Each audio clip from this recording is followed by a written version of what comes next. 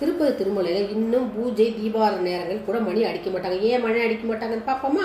காஞ்சிபுரத்தில் இருக்கிற வயசான ஒரு வைணவ தம்பதி என்ன பண்ணுறாங்க, குழந்தை பாக்கியம் வேண்டி பெருமாளை நோக்கி நடந்தே திருப்பதிக்கு வர்றாங்க. அப்போது அவங்க அன்று இரவு என்ன பண்ணுறாங்க, சத்திரத்தில் தங்கி இருக்கும்போது அவங்களுடைய அந்த மனைவியுடைய கனவில் வந்து அவங்க அந்த அந்த மணியை வந்து அவங்க விழுங்குற மாதிரி அவங்க கனவு கண்டுறாங்க. என்னடா இந்த மணியை விழுங்குறமேன்னு சொல்லிட்டு பயந்துக்கு எந்திரிச்சு கனவோட சொல்கிறாங்க.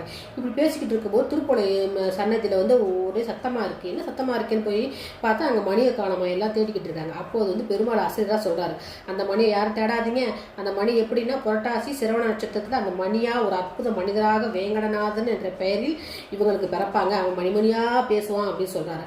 அந்த குழந்தையே தான் ஸ்ரீ வேதாந்த தேசிகன். திருமலை பெருமான் சன்னதியில் இருந்த கைமணியே அழகான மணியான குழந்தையாக அவதரித்ததால் திருமலையில் இன்றும் பூஜை தீபாராதனை நேரங்களில் கூட மணி அடிப்பதில்லை.